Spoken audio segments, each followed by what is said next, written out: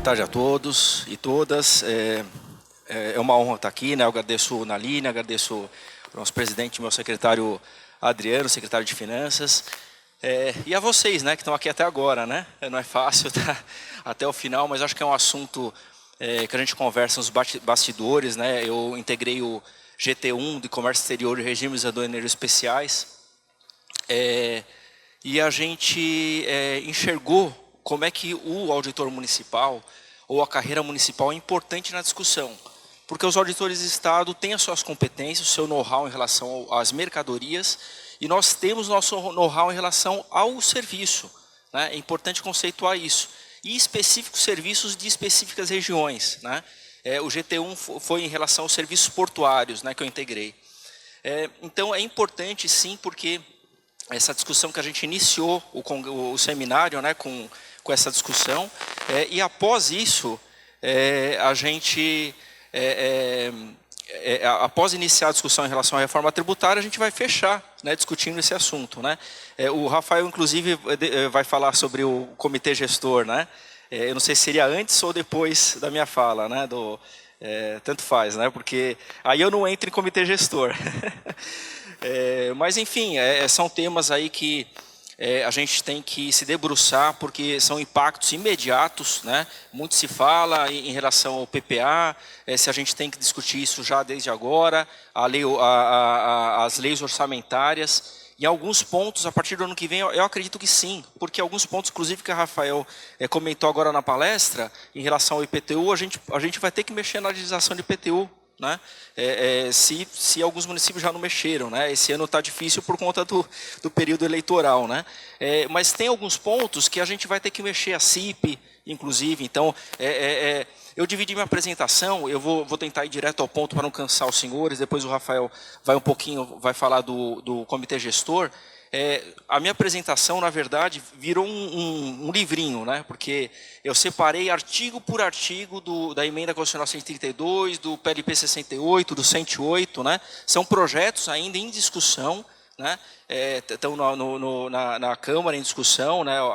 Está na Câmara agora o PLP 108, o 68 está no Senado, mas ainda há abertura, inclusive, é importante para nós, auditores municipais, participarem desse processo, tá?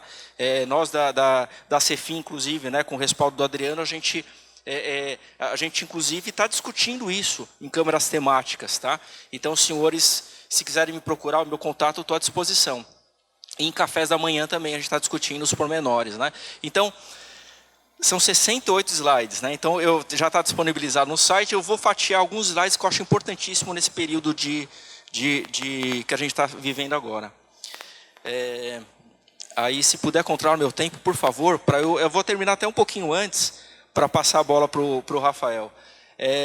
Enfim, eu sou auditor fiscal do município de Santos, né? Tenho minhas formações, mas a minha paixão realmente é a auditoria fiscal dos tributos e da minha área, que é o setor portuário, né?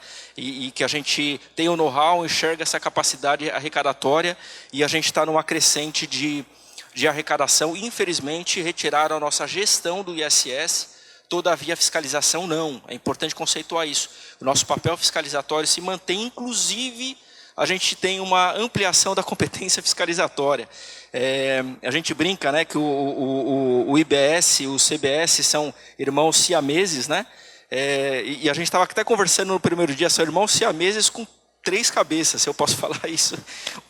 Porque tem o IBS, tem o CBS e tem o IBS dividido em 2, né? Que é o repasse do ICMS, né? Que isso também, a reforma, ela teve uma alteração importante para os municípios que já estavam acostumados no critério de valor adicionado, né? Então, são algumas questões que a gente vai precisar se adaptar.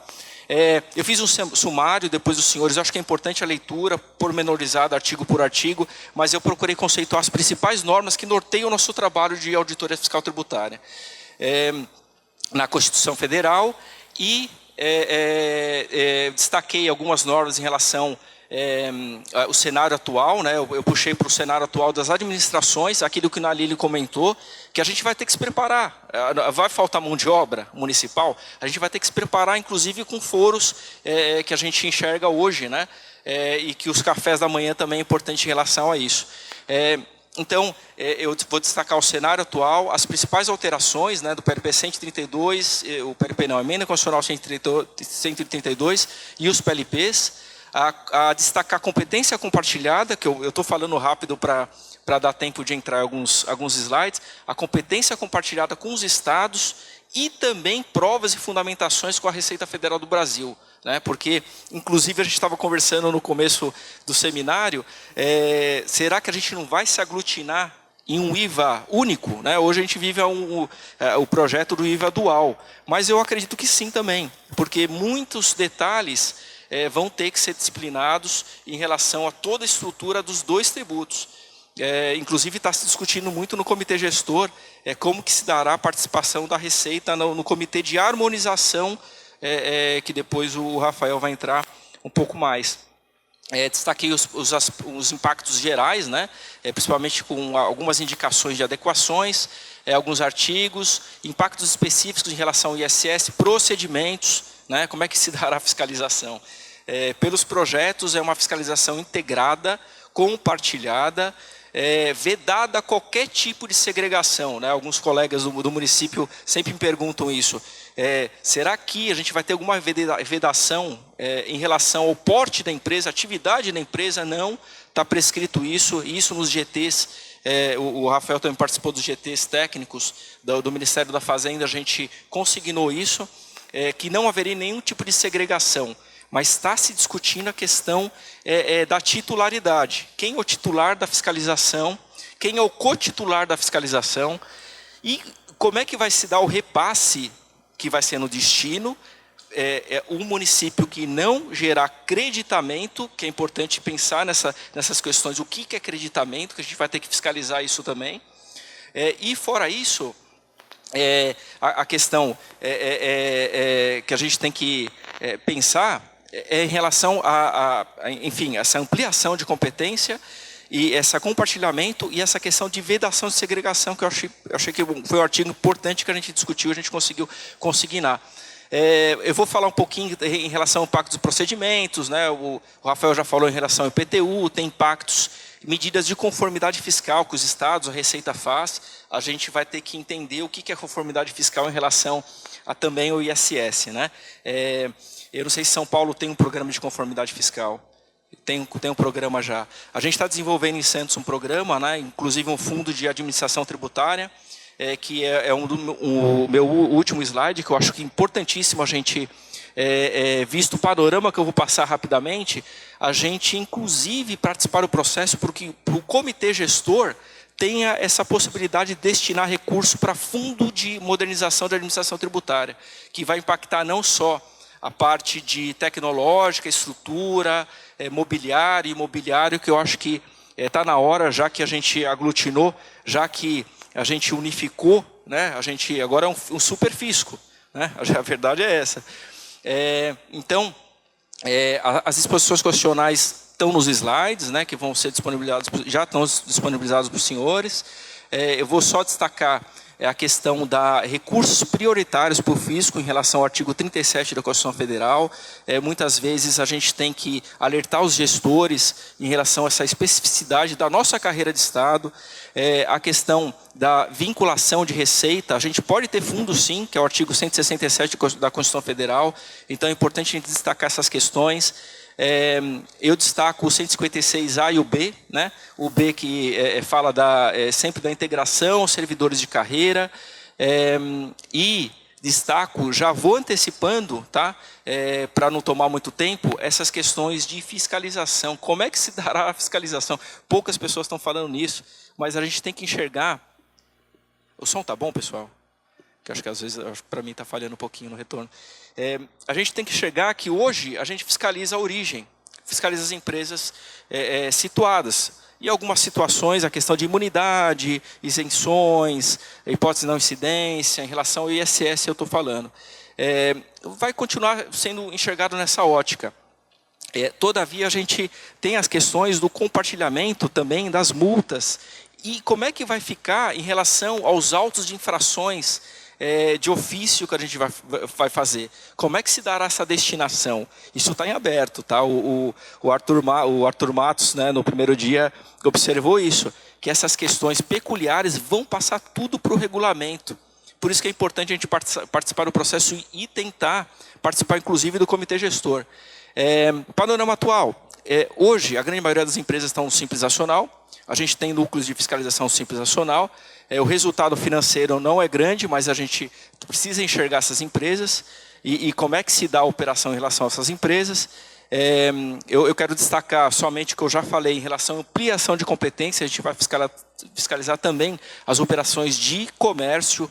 Agora, a gente tem que pensar bem como é que se dará o planejamento de fiscalização, porque é muita coisa, né? Além do ISS, que a gente está acostumado às inscrições municipais, a gente vai ter que ampliação não só do comércio, mas indústria também, que gerar o IBS, e agronegócio também, né? Então, as atividades das administrações, isso é um estudo do Fábio da FENAFIM. Um estudo, ele fez uma projeção em relação a como é que estão as estruturas no Brasil em relação às administrações tributárias. Eu vou passar rapidamente que isso é o nosso nicho de atuação, né? Que na verdade agora é tudo, né? Tudo que gira as operações e assim, tudo gera IBS, né? O conceito, a hipótese de incidência tributária é amplíssima.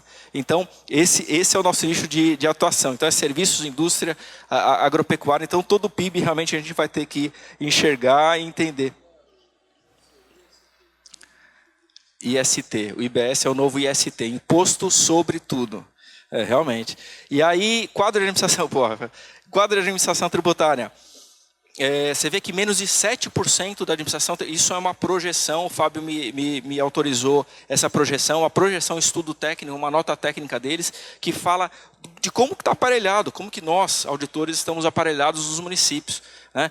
Muitos ainda fazem fiscalizações de obras, de posturas, sendo que, na verdade, constitucionalmente está a questão da nossa vinculação específica à auditoria fiscal tributária, né? Isso está na Constituição, então é importante os gestores enxergar essas questões. Então, isso vai ter que se mudar com o parâmetro da reforma tributária, porque os municípios vão ter que participar do processo e estão no processo. Então, ISS, como é que fica até 2032? Eu brinco que não é 2032 só, a gente vai ter ainda decadência tributária, né? Muitos colegas ainda já estão na fase de pedidos de aposentadoria e tudo mais, mas isso vai impactar diretamente no repasse da aposentadoria dos institutos da Previdência. Então, a gente tem que estar atento a isso, tem que estar atento que até 2037 a gente vai viver ainda o mesmo panorama. Panorama do quê?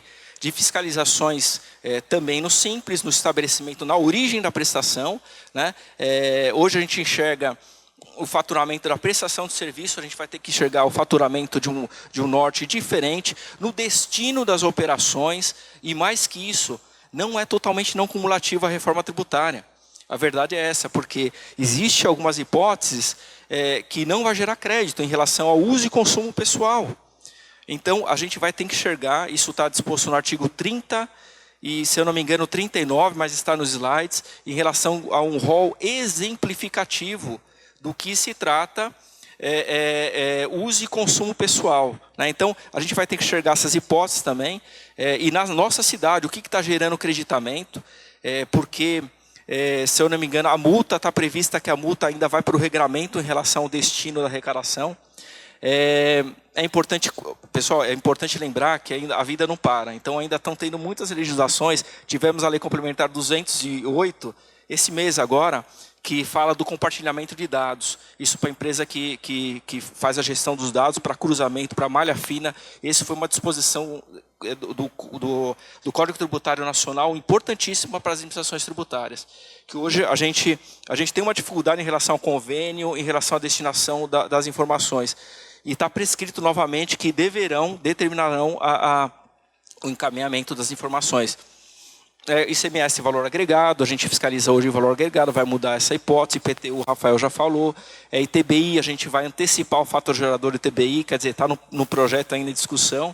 Teve muitas mudanças aí, inclusive teve uma mudança que está no slide, em relação à fala da doutora, que falou um pouquinho do ITBI, né, que é a partir de, né, substitutivo do GT2, alteraram a redação de última hora. Então, as redações, eu me apaixonei pelo tema, porque a gente vai viver isso nos próximos anos de carreira. Então, a cada momento, eles estavam fazendo alterações no PLP 68, no 108, e a cada momento em discussão, a última versão acho que estava 7,6 da votação, né? Da votação da Câmara.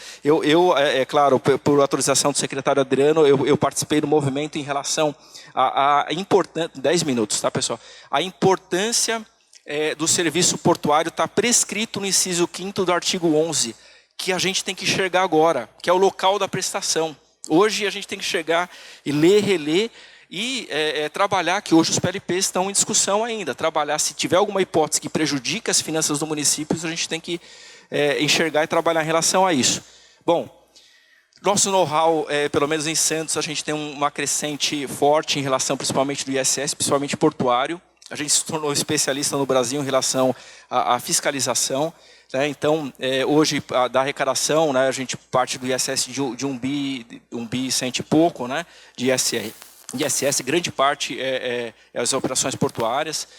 Vou passar aqui, eu tenho 10 minutos só, em relação a alguns aspectos que eu acho importante, em relação ao creditamento, a questão da gente enxergar o que é hipótese de uso e consumo pessoal, comitê gestor, o Rafael vai entrar, ITBI, PVA, isso aí fica no slide, porque eu acho que não é tema importação e exportação, só consignar em relação à importância do know-how que a gente tem específico em relação aos municípios, que a gente conseguiu no substitutivo incluir os serviços portuários. Esse quadro eu acho importantíssimo em relação ao que a gente tem que fazer, né? O Rafael já falou, a gente tem que observar as alterações que a gente pode fazer, principalmente no primeiro ano de mandato, o ano que vem, em relação ao IPTU, tem que observar em relação à CIP também, não é? O ano que vem é o ano de adaptação, e eu acho que agora a gente já pode antecipar e trabalhar tecnicamente para amparar, né, os gestores políticos. Né? Então, a gente tem uma transição importante. 2023, enfim, foi a emenda constitucional, 24 e 25, essas disposições que a gente está trabalhando no Congresso Nacional, e me coloco à disposição para qualquer tipo de levantamento técnico. E 2026 entra o CBS, a alíquota, e já vem o IBS com a alíquota enfim, de tentativa, né? Alíquota de teste, alíquota teste, essa norma técnica. E importante falar, até 2026, o ano que vem, 2026, a gente tem que se fortalecer, se estruturar e pensar como é que a gente vai incrementar, inclusive, a receita. Porque a gente tem uma média arrecadatória de 2019 a 2026, a gente tem 2 anos para trabalhar. Isso está prescrito, isso teve grandes discussões, mas está no PLP, já passou o PLP 68, está no Senado ainda em discussão, mas essa métrica a gente tem que chegar. E isso vai servir o seguro-receita para até 2077. Então, os próximos 2 anos a gente tem que enxergar muito bem nossa técnica fiscalizatória. Né? 2027, 2029 a 32 é a transição, inclusive a redução gradual dos incentivos fiscais. Pouco se fala nisso, mas em relação à gestão, a gente vai perder essa manobra de gestão do ISS e a gente vai ter esse impacto gradual, de redução gradual. 2033 realmente é a finalização do nosso ISS, né? Só que a gente tem a decadência tributária ainda, tem a prescrição ainda para cobrar, então tem muita coisa para se discutir. Eu vou passar aqui, o Rafael pode entrar mais, mas eu já falei em relação à ampliação de competência fiscalizatória dos auditores do município. Isso eu acho que foi interessante porque existe o primo rico e primo pobre. Né? Então, a gente se abraçou aí em relação a todo o fisco do Brasil. Né? Enfim, e no comitê gestor vai estar muito claro isso. Artigo 3º do PLP, que eu falo está prescrito a vedação da segregação de competência. Esse artigo é importantíssimo para nós. A questão da multa punitiva, né? Da questão da destinação da multa punitiva entre os entes responsáveis pelo lançamento está em aberto, né? Mas eu acho que é uma briga que a gente vai travar no comitê gestor. Vou passar aqui, tem alguns artigos no PLP 68 também, que eu destaquei. Isso tudo está no site já, né? Eu acho que é um material importante para, se tiver dúvida, eu estou à disposição para tirar também. É importante grupos técnicos de trabalho para a gente esmiuçar, como o Arthur Matos comentou. Olha só, esse é o momento, 5 minutos, tá? Esse é o momento para a gente se debruçar, estudar. Não tem o pessoal que falou da nota fiscal não, das fraudes estruturadas, né? Não tem situações fáceis em relação à gestão tributária. Então a gente tem que analisar ponto a ponto os artigos, dissecar, são mais de 700 artigos, né? Então acho que tem que separar pelo menos aí 1 hora por dia, aí, uns 20 minutos por dia para ler, reler e vincular o que a gente já viveu em relação ao panorama que vai mudar. Importante falar da média arrecadatória 2019-2026, isso está no artigo, está no slide também.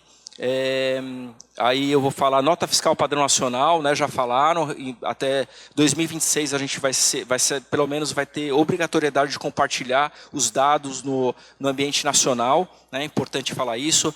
DTE virou mandatório, todavia, após um prazo determinado, ainda estão a questão da envio de correspondência, publicação digital, isso foi uma briga nos GTs, mas infelizmente ainda não virou uma norma padrão obrigatória, porque a partir de 10 dias, se eu não me engano, o fisco vai ter que encaminhar notificação AR, como a gente está acostumado, sendo que o DTE foi um avanço importante, né?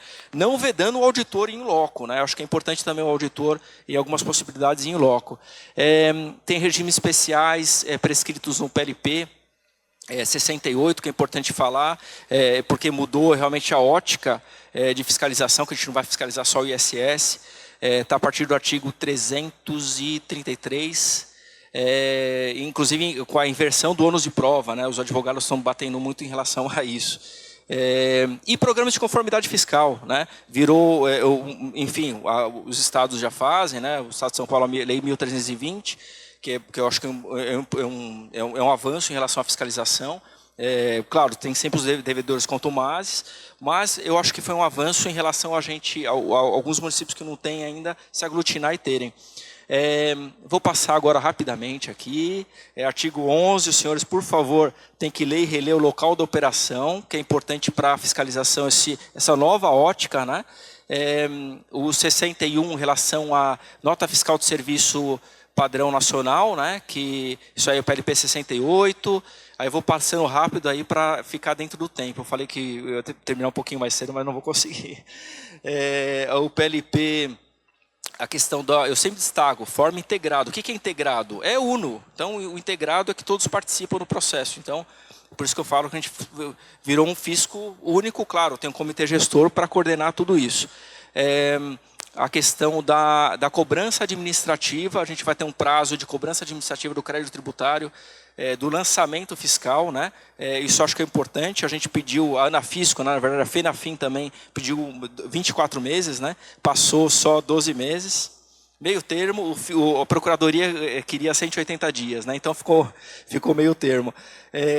A Comitê Gestor, o Rafael vai falar. Vamos lá.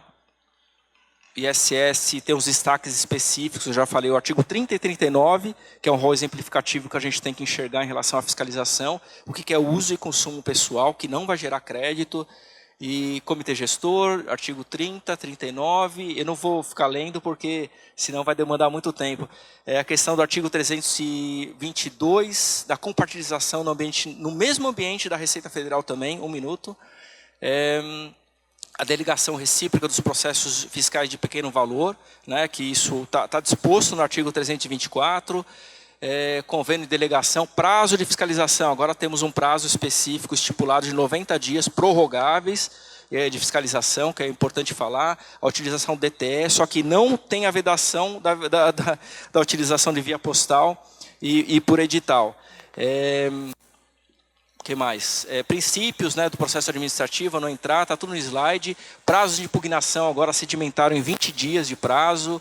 O que mais? Assegurar a participação nas câmaras de julgamento, né, virtuais, né? As câmaras de julgamentos das questões administrativas, né, que a gente vai poder falar. O critério do CMS está disposto aí no artigo, do IPTU e ITBI também. Tem algumas novidades em relação ao ITBI, que já foi falado na primeira palestra, mas tem algumas mudanças do que a gente já comentou. A CIP, isso tudo é impacto realmente na administração tributária, esgotado. Aí eu estou caminhando para o final, programa de conformidade, que no PLP 108 e 68, nas disposições expressas em relação à adaptabilidade em relação aos programas de conformidade fiscal, que a gente vai ter que enxergar e vai ter que entender o que é o rating dos estados, né? E vai ter que entrar nesse rating da questão da grande maioria dos contribuintes estão propensas a pagar, né? A questão de... Aí tem alguns artigos específicos em relação ao tema. Isso é importante, isso é legal falar. Isso todo mundo gosta que eu fale, em relação ao teto remuneratório, né? Que a emenda constitucional já traz que a partir de 2027 teremos o teto aí do ministro do Supremo Tribunal Federal, né? Que vai para 46.366,19, né? E isso está expresso, é um novo teto somente para a administração tributária, né? Os procuradores têm um teto em relação aos desembargadores, as administrações tributárias vão ter um outro teto remuneratório, né? Isso aí é bacana, porque eu acho legal chegar lá, né? E fora as verbas indenizatórias dos programas de conformidade, né? Que os estados têm essa participação também. Fundos de fisco é importante para a gente alavancar aquele primeiro quadro que eu mostrei em relação aos fiscos que não têm estrutura. A gente tem a possibilidade constitucional, tem artigo no PLP que fala da questão do fomento a ações de aperfeiçoamento, e tem o exemplo de São Paulo, né? Eu achei que o exemplo de São Paulo, a lei 17.719, de 21, que se adaptou inclusive à emenda constitucional, eu acho um exemplo importante, e tem os incisos aí que, como o tempo está esgotado, eu acho que é importante a leitura, né?